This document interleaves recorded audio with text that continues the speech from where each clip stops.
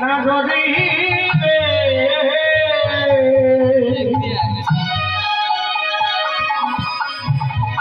আমাদের নয়নে জলে কালসি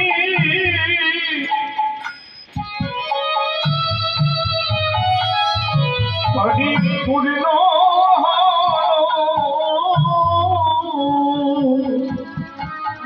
বলি ওরে ওরে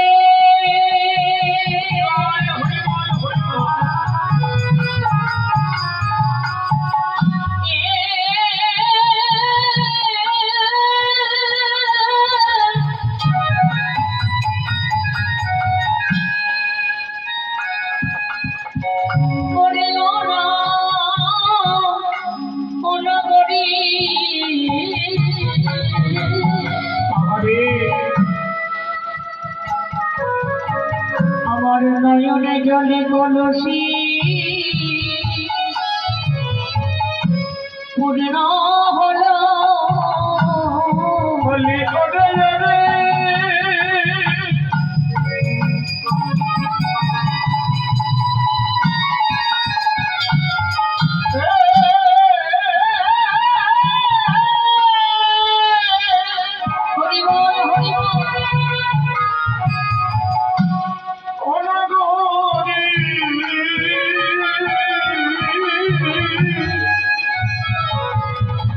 আমার নয়নে জলে কালসি পরিপূর্ণ বলি ওরে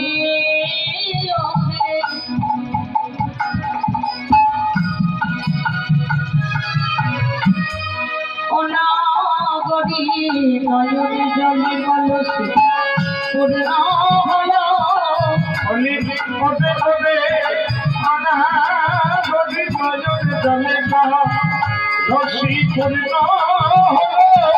বলি ওরে অনাগরি আমার নয়নে জলে কলসি পূর্ণ হলো ওরে ওরে অনাগরি নয়নে জলে কালসি পূর্ণ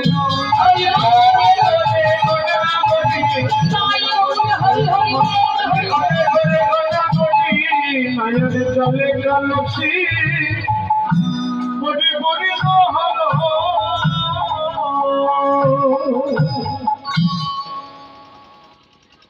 গৌরূপে নয়নে দিতে সকলে তো পারে না বাবা। কি গো, আমরা অনেক কিছু নয়নে দেখি ও মায়েরা, এই দুটো নয়নে আমরা অনেক কিছু দেখি। কেউ ভালো জিনিস দেখি, কেউ মন্দ জিনিস দেখি, কিন্তু সবার চিন্তা ভাবনা তো সমান নয়, তাই না? সবার চৈতন্য, সবার জ্ঞান, সবার মন মানসিকতা এক নয়। শুধু মানুষের আকারটা নিলাম, আমি মানুষ হয়ে গেলাম, এটা তো নয়। এটা আমার কথা নয়, শাস্ত্র বলছে মানুষের আকার নিলে, মানুষের চামড়াটা ধারণ করলে তাকে মানুষ বলে না।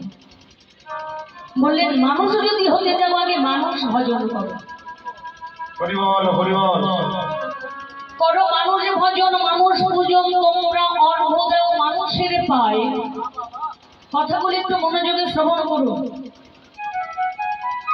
করো মানুষ ভজন, মানুষ পূজন, অর্ঘ দাও মানুষের পায়ে। এই মানুষ পুজিলে মন সেই মানুষ পাওয়া যায়। এই মানুষের মধ্যে সেই পরম মানুষকে পাওয়া যায়, তবে জানতে হবে সদ্গুরু কৃপা যার হয়েছে, সেই চৈতন্যবোধ তার জেগেছে। বললেন ভ্রমিতে ভ্রমিতে যদি কোনো ভাগ্যবান অতি, সকলের ভাগ্যে হয় না গৌর গোবিন্দর দর্শন করা। 84 লক্ষ জনি ভ্রমণ করে। মাগো, এই যে আমরা মানুষ হয়েছি, এক জন্মে কিন্তু আমরা মনুষ্য জন্ম লাভ করতে পারিনি। কি বাবা, পেরেছি? পারিনি। 84 লক্ষ জনি ভ্রমণ করে, তবে এই সারের দুর্লভ জন্ম মানব জন্ম পেয়েছি। হরিবল হরিবল হরিবল। তবে মানুষ হয়েছি আমাদের অবশ্য কর্তব্যটা কি? আমরা ভগবানের কাছে সকলে মিলে প্রতিশ্রুতি দিয়ে এসেছি, হে ভগবান, তোমার দেওয়া 10টা ইন্দ্রিয় দিয়ে, তোমার দেওয়া সর্বরূপ দিয়ে তোমার সেবা, তোমার পূজা করব।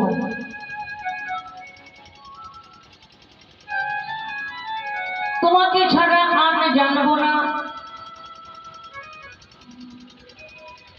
সদা সর্বক্ষণ তোমার রূপমা ধরে নয়নে দর্শন করব, তোমার ভক্ত সন্নিবেশে তোমার আনন্দ কীর্তন করব।